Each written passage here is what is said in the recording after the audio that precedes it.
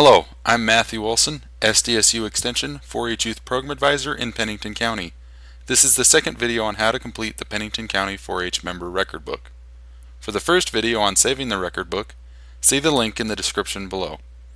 With this second video, I'm going to explain how to fill out the front cover of the Member's Record Book, Section 1, My 4-H Club Information, and Section 2, Your Project Area Enrollment Summary. If you remember from the first video, I created a folder on my desktop so that it would be easy to find my record book. I'm going to go ahead and open my file now. I went ahead and already filled in this first page so that I wouldn't have to type in while I was explaining it to you.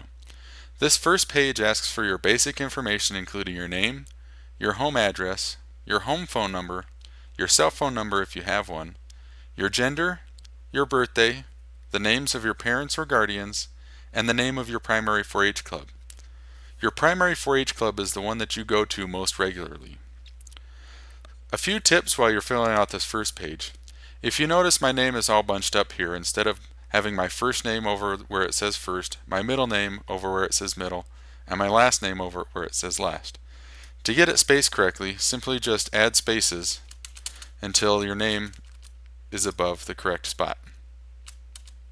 Same thing with your address. You can simply add spaces so that it spaces out correctly on the line. When entering your phone number, click on each box for the area code and then your phone number. And that's how to fill out the first page of the member's record. The second page of the record book includes a content summary and a section for signatures. As you're looking at the content summary, you may notice that the titles of each section may be slightly different from what you have. That's okay. If the titles are slightly different on what you're looking at, you do not need to download a packet and start over. As we were reviewing the record book, we noticed that some of the titles needed to be changed so that they aligned with South Dakota 4-H events. The record book sections include My 4-H Club Information, My Project Area Enrollment Summary, Public Presentations, Exhibits and Animal Entries, 4-H Events, 4-H Activities, Club Meetings and Participation, 4-H Leadership, and Community Involvement. All of those sections are included in the member record packet. That's the file that I have open right now and that you may be filling out right now. The separate documents that need to be included are your 4-H story, which will be written at the end of the year, your 4-H club members, which is optional, your project area plan and journal, and you should fill one of these out for each project area each year, your project area financial records, again, one of these for each project area each year, and my 4-H project pictures. These are optional, but you can include one for each project area each year. Each project area is limited to an 8.5 by 11 sheet with pictures on both sides. Below the content summary is an area for signatures. This section indicates that you, as the 4-H member, have completed the record book to the best of your knowledge, and that your parents or guardians have supported you in your endeavors along with your 4-H club leader. By signing it as the 4-H member, you're indicating that everything in this record book is to the best of your knowledge and that you did not include any information that is untrue. The signatures should be collected at the end of each 4-H year, with the 4-H member signing once they have completed the 4-H record book, then their parents or guardians, and lastly their 4-H club leader, and their 4-H club leader should only sign if the member and their parent or guardian have signed it, and they should sign it before they submit it for county awards. This indicates that the 4-H club leader has reviewed the record book. To get a start on filling this page out, you should go ahead and fill in the 4-H years on the left. Each 4-H year begins in October and ends in September of the following year. So for this 4-H year, it began in 2016 and will end in September of 2017. You can go ahead and fill out each year by adding one as you go along. You should notice, as I'm filling it out, that the years are automatically filling in as I go along. The next section is titled My 4-H Club Information. This page is intended to give you the basic information about your 4-H club, including the 4-H club name, your 4-H club leader's name, their contact information, and when your meetings take place and when they typically start each year. If it's a specialty club, such as Black Hills Archery, Black Hills Shooters, or the Extraordinary Friends 4-H Dog Club, you'll list the 4-H projects that you participate in at that club. Otherwise, if it's your primary 4-H club, you'll list the projects that you participate in on the next page.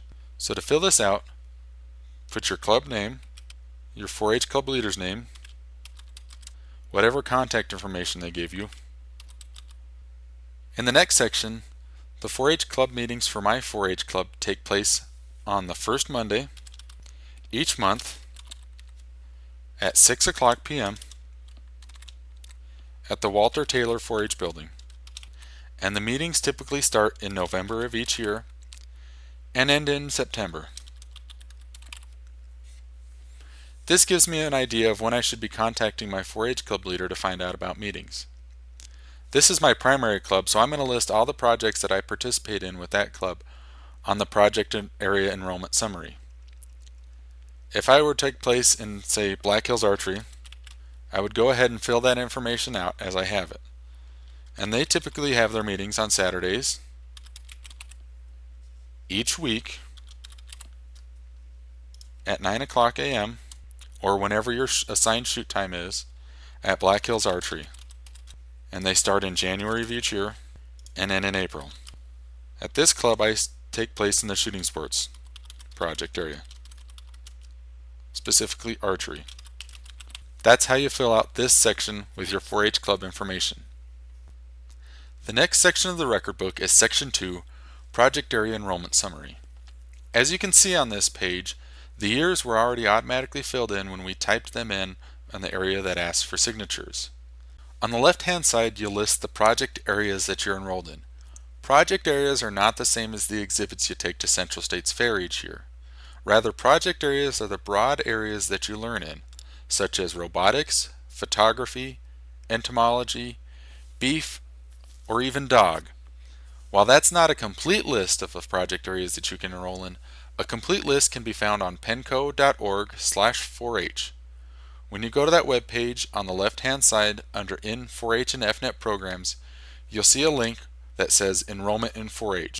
Once you click on Enrollment in 4-H, it'll take you to a page that'll have a section that explains project areas and a link to a PDF document that'll list all the project areas that you can enroll in. To fill this section of the record book out, start with your name and the year you joined 4-H. Note that this should be the same as the first year listed under project areas. I'm then going to list the project areas that I'm enrolled in.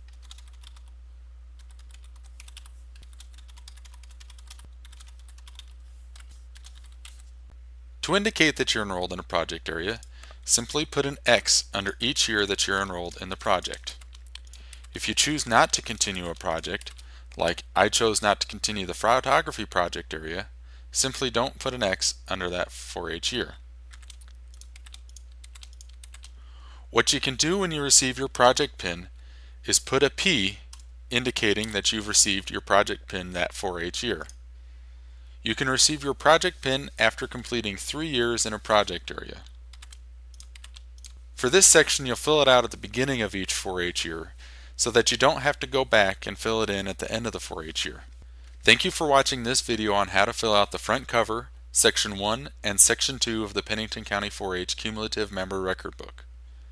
If you have any questions, please feel free to call us at the Pennington County 4-H office at 605-394-2188 or email us at pennington.county@sdstate.edu. Thank you for watching and keep an eye out for the next video.